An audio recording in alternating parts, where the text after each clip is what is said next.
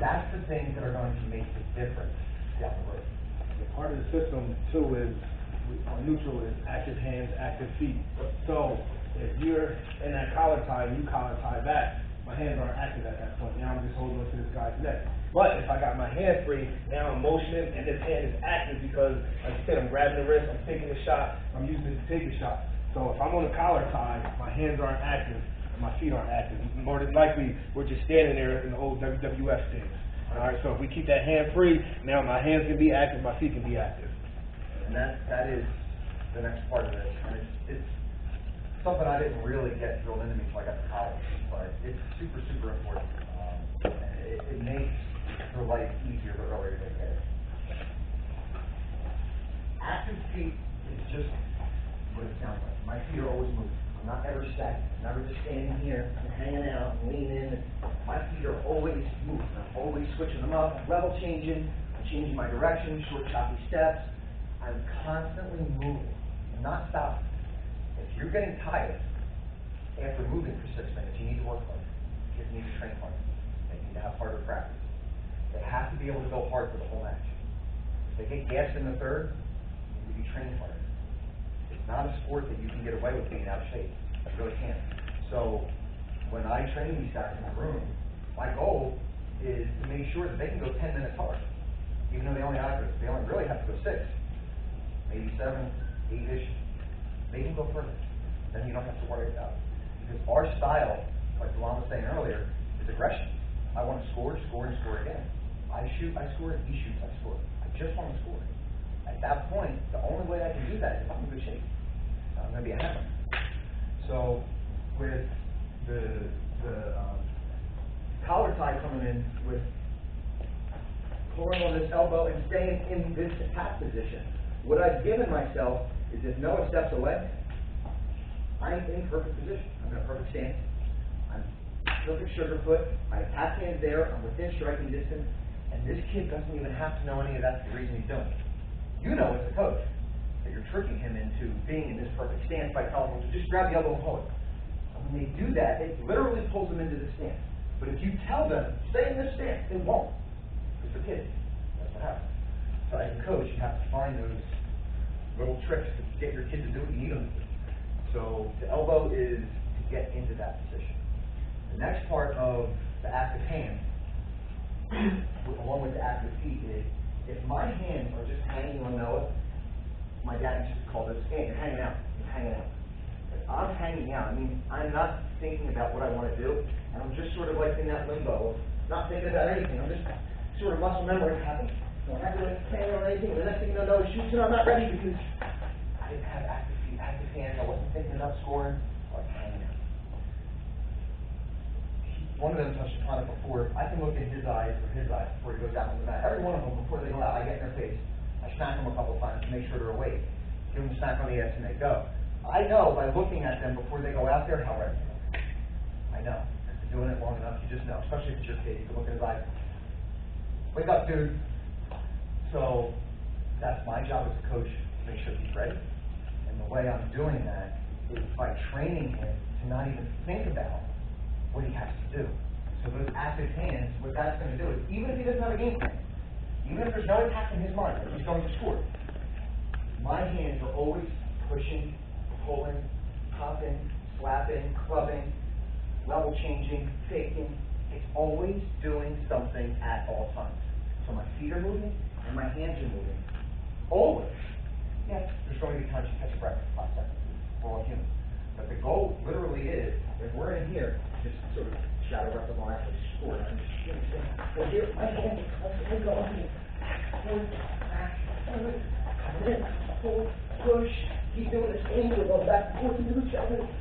So I'm not going spastic, I'm just moving around, but my hands are constantly pulling him, pushing him, keeping him off balance. I'm not tired. And along the lines of that too, when we talk about our everyday drill, this is an everyday drill for us. We just call it hand fighting. So we tell the kids partner up, and then we just partner hand fight, and mirror jump up. Yep. So after we do our different drills, we say hand fight, and then they'll get together and they'll just fight, controlling the ties, working to get good positioning, working head positioning. All right, and this is all it is: hand fight, working to get inside control. So for you guys, this is another drill that you guys can use as part of your everydays. So after they shadow wrestle, all right, after they working on their head positioning, they'll go hand fighting, and then you keep on going. 100%. All these things are ideas to use. You can change them, manipulate them to the age group, do what you have to do. But just to give you a brief outline of what you really should be looking at in your kid in practice. And just another one of the lines of that hand fighting, something that we do too is we tell our kids to drill full speed, because sometimes you walk around the room, the kids are hand fighting, and it's like, and we tell them, no, full speed, be aggressive, because that way it translates to the match. So now, when I'm in the match and I cover guys, like, he feels it, opposed to us being soft, being lazy with each other. So if you see the kids that are taking it easy on each other, push them a little bit. And there's two parts to that. There's the learning part, which will be practice when they're learning the technique, they're learning a move. I teach it at a slower pace in the beginning to make sure they got the technique. Once they have it, then it's full blast drill speed, because if you, like he said, if I don't do it, match speed in the practice, shit ain't gonna translate. So if I'm showing the technique for the first time I'm showing the kid this double or whatever, and the first time he's getting it, yeah, I'm gonna tell him, get the technique. Then you get the technique, we'll add the speed. Once you got it down, now we're every day, once it's down and it's your daily drill, all drills are hard. All drills are hard. Active feet, active hands, controlling ties. Here's just a general, I guess it's a guideline per se. It's more of my personal opinion, I guess. There's inside control in wrestling, and then there's under control, there's under ties. I personally think under ties are superior. I think anybody that willingly comes over the top on a tie is doing themselves a disservice. And the reason I say that is if we're here and he puts double inside. This is what, when I grew up, when I was 9, 10, this was supposed to be the dominant tie. If you got double inside and this guy let you have double inside, you can do whatever you want to him. But that's not really true. Because all I have to do is grab his elbows and then get your arms back. Pull back. Put your arms back. As stupid as it looks, that really is how it plays out in that. We're here, and he got double inside, get your arms. Nope. Can't happen. So double inside is really, against somebody that knows what they're doing, you're just giving them a take. So that's what I mean when the sport evolves. So when you get to the MJI age, all under ties are good. Underhooks are good. Lazy underhooks are fine. What I call hanging on the back here almost, where I can hold the lat. This keeps him from scoring, because if this arm's here, he can't shoot through it. So my kid's playing defense just by controlling his tie. You don't even know it. But just by doing this, Amir can't score. He can't.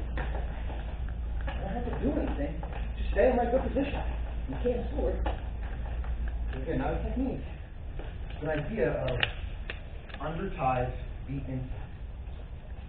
Most times. And it's not to say that you can't do moves where they come over the top and do their throw body. Just technique everywhere. It's just general rule of thumb. For finishes and technique, I'm not worried about that right now. We'll put those videos on YouTube for specific moves for you guys to look at and whatnot. But for the clinic, I really want to get a part across the point that there's not a right or a wrong way, but it has to be a way. So whether we get together for the tots and midgets and whatnot, and you guys figure out, like, for that age group what works best, keep it consistent to the next stage. So if the MJIs and the next guys get them, they're getting those guys in, same message coming up. These fundamentals, the technique can change. You can show a double one way, you can show a cradle another way, you can show your half. That's wrestling. Some kids will like this move, some kids won't. But if we don't have the positioning, it's all for nothing. It's literally for nothing. Because they're going to get to the next level. And the kids that know the positioning will dominate. And that's what happens. So, do we have any questions on terms of the actual controlling the tie concept? Makes sense. It should be pretty self-explanatory. There's a lot to it in terms of the actual technique when you get going, but that's, like I said, for the YouTube page, we'll put that on. In terms of your practices, you can't push tots the same way you